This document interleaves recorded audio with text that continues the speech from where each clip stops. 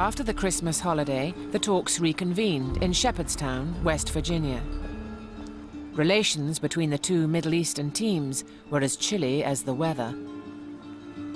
When we entered the room, I kept my hand like this because I couldn't tell who is an Israeli and who is an American, and therefore I decided not to shake hands with anyone, just in case I shook hands with the wrong person and somebody took a photo. Barak told Clinton he had to hold out for some land beside the Sea of Galilee, land which the Syrians said was non-negotiable. Barak had a very good reason for wanting to maintain the strip of land around the Sea of Galilee, or Lake Tiberias. And that was that the lake provides about 30% of Israel's water supply. אמרתי לקלינטון, עד שלא יהיה מגע עין ביניכם, ואתה, אם אתה תביא את כל המשקל של ארצות הברית, יכול להיות ששם תוכל לחוש אם יש נכונות אמת או אין נכונות אמת. Clinton took a chance and agreed to invite the Syrian president to a neutral venue. I called Assad and I told him that I was going to be in Europe. I'd like to come to Geneva and meet him, and that I thought I would have an offer from Barak that he would like. And President Assad tried to know over the phone what President Clinton has, and he asked me as an interpreter to ask him precisely what he has. I didn't myself know precisely how far we could get the Israelis to go. President Clinton said he didn't want to talk over the phone.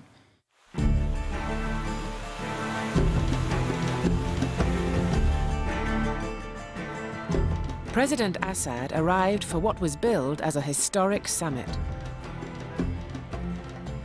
But President Clinton still had no idea how much land Barak insisted on keeping. With only an hour to go, Clinton was desperate.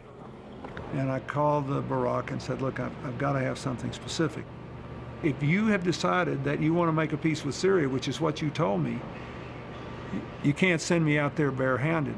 אסד צריך להתרשם שישראל מוכנה לגמישויות, שזה לא מדובר פה על 100 מטר פה, 400 מטר שם.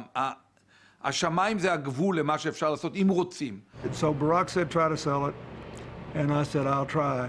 Anticipating a historic deal, both sides had brought a large team, but most were excluded from the crucial meeting. For the National Security Advisor, Sandy Berger, this was unacceptable. Sandy didn't want to miss it. I was supposed to take the notes, so both of us exited the room and then surreptitiously walked into the next-door room, adjacent room, which was only separated by a piece of cloth, basically, so we could hear everything that was going on. They had agreed that they would not cough or move or speak. And President Clinton took some notes out and then put a map on the table. Well, I fudged, actually, a little bit, trying to keep the meeting from blowing up. I opened the map, and I said that Barak was prepared to withdraw to a commonly agreed definition of the June 4th, 1967 border. And of course, I translated that accurately to President Assad, which is in Arabic, Barak سوف ينسحب إلى حدود متفق عليها أو يتفق عليها. فقال لي الرئيس الأسد اسأليه ما هذا متفق عليها. President Assad said to me, ask him, what is this agreed upon border? What is this phrase? Let him say that again. So the word commonly agreed border automatically told him that he is not the one who's going to say where June 4th, 67 line is. And I'll never forget what he said. He said, it's our lake too. They don't trust us not to foul the lake or destroy the lake. I want to run my feet in that lake. I want to sit on the shore and have my feet in the lake. That is all I want. President Assad just did this, and I was almost pushing him down because I felt, my God, I mean, we knew it might not work, but not so quickly. And Sandy, who's sitting next to me in the adjacent room, takes a piece of paper and pen, and he writes, I'm afraid this is a historic meeting. An historic failure, not an historic success.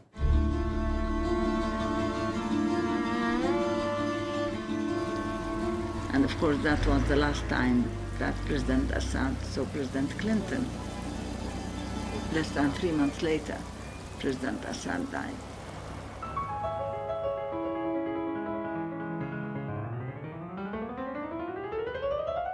Barak shrugged off the failure with Syria and turned to the even greater challenge of the Palestinians. Despite Barak's promises of peace, Yasser Arafat felt he was no nearer to his people's dream of a Palestinian state. And Barak had expanded settlements on Palestinian land around Jerusalem. ואנחנו נמשיך לפתח ולחזק את מעלה אדומים. To try to deliver on his mandate for peace, Barak sent his interior minister, Shlomo Ben-Ami, deep into the occupied territories to make a pitch. Ben-Ami came with one message from Barak. It's time for leaders to meet and make the historic decisions. The time is right, the time is ripe, the time is high, it's high time for a summit. ערפאת לא עשה רושם שהוא מתרשם מכל הדברים האלה. אותו רק העסיק השאלה של ירושלים. ירושלים הייתה במרכז. אז הוא חזר ושאל, כמובן, מטבע הדברים, מה לגבי ירושלים? East Jerusalem was where the Palestinians wanted the capital of their new state.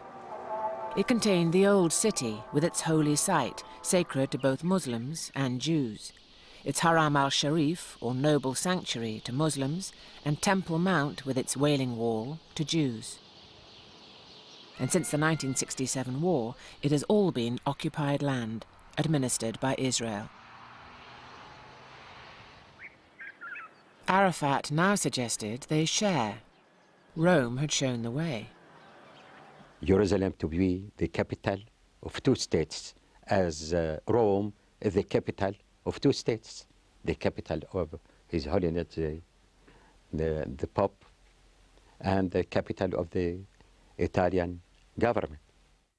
President Arafat spoke so much about Jerusalem, and he wanted to give Shlomo Ben-Ami the message that he knows Jerusalem, and Jerusalem is the most important thing. So how can you take me or suggest taking me to a summit without opening this chapter in Jerusalem? It's not about borders, it's not about anything, it's about Jerusalem. Nevertheless, President Clinton invited both sides to a summit. And Arafat could not turn down an invitation from the President of the United States. I believe that even if the Palestinians didn't know what their positions were, so they weren't ready yet, it was time they got ready, and they would get ready in the context of a talk.